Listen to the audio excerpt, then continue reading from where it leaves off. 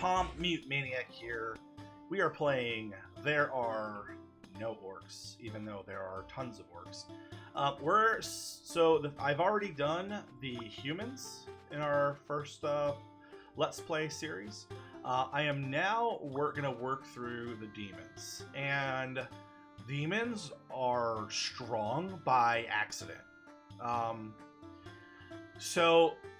We're going to talk about Vorthax today, but before I get into that, I'm going to talk about the demon archetype just in general. What makes them good is they can mass lemurs early. So if you're a StarCraft 2 player, think Zerg Rush. You can Zerg Rush and win the game by accident and ignore all game mechanics. And that can happen for any one of these heroes. And I'll show you. I'm gonna demonstrate how that works in the first video. However, all of these heroes have their own mechanics and their own win conditions kind of baked into this kit, and that's how they're going to want you to play it. But you can win every single one of these missions and go, like, I'm in Chaos 8, and you can essentially just make lemurs and win the game. So, for good or bad, like, they are very overpowered. But the commanders themselves are not overpowered. If you do the mechanics that are built in, they're actually pretty well balanced. But if you just do what I'm about to do, you could just win. So, we're playing Vorthax. Vorthax is the very first demon commander that you can unlock. Actually, I unlocked 4 at the same time, so for me, I unlocked a bunch, but he is the one in the upper left position. So I think he's supposed to be intended as your introduction to the demon archetype. So demons work with they have something called a marching time counter. It's going to be a new mechanic introduced to the entire game. So, whereas humans have gold and you make little buildings and the buildings have their own timers, all of their buildings share a timer.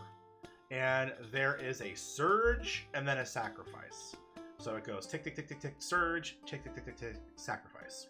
And so buildings interact with each other. Some buildings make these things called soul, which is a currency that stays on the building. And then other buildings will take those souls and move them into, and then do something with them. So it's a very different kind of feel. This commander works around the surge ritual. If you use his ability, it basically forces a surge and increases the marching time countdown by 1. You really don't ever want that to be a thing. So then you have the Surge Ritual. His trait is Surge Ritual grants you plus 20% HP to all your units in the field. So it basically makes it so every time you surge, your guys get buffed, which makes a Lemur Rush very, very strong. His Tier 1 building is you get 200 souls on the building when you use the commander skill. He has a Tier 2 building called Throne of Domination, which whenever your counter surges, it makes a Dark Knight. Then we have his Tier 3 building is deal damage whenever you surge, deal damage to all enemy units. And this one, sacrifice 666 souls, and you reduce the commander cooldown by 5 seconds permanently. So eventually, what you could do is make your cooldown 0 and just pound it. Like, click E, like E 1,000 times and make thousands of knights and deal 3 damage, like spam 3 damage to all units indefinitely. So that's what you're supposed to do. But we're not going to need to do that. We're not going to need to do that at all. We're going to just make lemurs and win by accident. That's kind of what's going to happen here. So, start the game. And we're going to do this is so some of these are there's some common buildings we're going to be introduced to that are different than heroes. There's Pen, there's a Brazier, which this makes fire imps. This is a Madness engine. You can increase the timer. This is marching time. You can increase the timer and get 200 gold right away for doing nothing. So we'll make a couple of these. Lemur. I have the game paused right now. Lemur. lemur, income. I'm never going to use this. And I'm about to, I'll explain what all this stuff does once I have my build set up. And okay, so basically, let's watch the surge. No, this countdown's going to go right here, and it's going to surge. Surge happens. Okay, so whenever this surges, the building gets +3 souls for every other Lemur Den owned. So 3, 6, 9, 12. It's making these. This is a furnace. Okay, so when it surges, it siphons souls from other buildings in the same row. So it siphons from all these. This does nothing. So now the timer is going to go to sacrifice. So it's 10 seconds to surge, 10 seconds to sacrifice. So all of these souls that are on the buildings get sacrificed. And that's the sacrifice. That's the ritual, okay? So what happened? This sacrificed all of its souls and gave us gold. This sacrificed all their souls. And you see that number 6 right there? For every 6 souls, it gives you a lemur. So because they had 12, they each gave me 2 lemurs each. Therefore, I have 8. 1, 2, 3, 4, 5, 6, 7, 8. Right? That's how this works. Soul Vein, whenever they surge, it gives the rightmost building 30 souls for free. So that's the mechanic, and it's going to... We're going to essentially break the game with this mechanic. And these lemurs are just going to start chewing, and we're going to keep making like big groups of lemurs.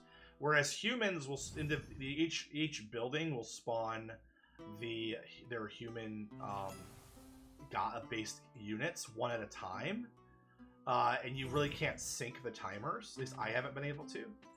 We have the benefit of all of our units being spawned at the same time in a wave, so that's super strong.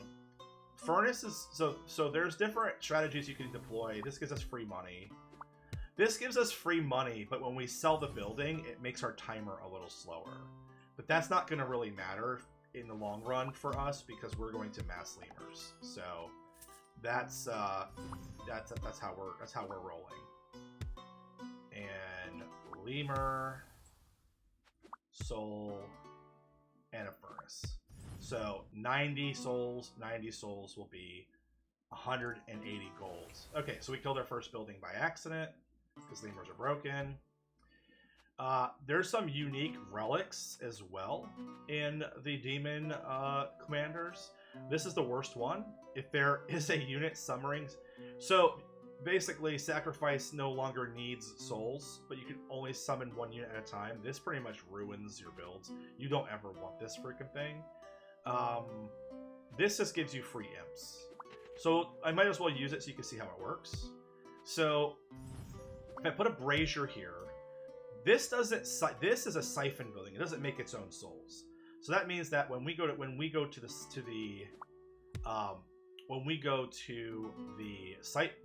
surge phase, so we're making only imps. So now what's going to happen is this is going to make its 18 souls, but it's been eaten by this, and now this is going to summon one fire imp, which is a ranged fireball unit. Right? That's how those work. So you can have it siphon, you can give souls to this on any number of ways. I could put this up here and give it souls that way. Yeah, siphons gain more stuff, that's fine. So we're going to just kind of continue to do lemurs and win. The weakness that we have is demons are weak against air until tier 4. So they have air units, but they're not that great.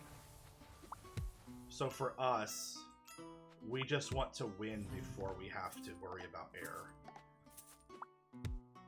And you can do that very easily by doing this. Okay. So this is it. This is the win. We can just do this all day. We're going to send waves and waves and waves of lemurs. There are 3 relics that buff lemurs. One makes a lemur explode. One makes a lemur, when a lemur dies, it splits in half. And one makes it so that if lemurs have armor piercing. So here it is. Here's Lemurs Splitting Blood.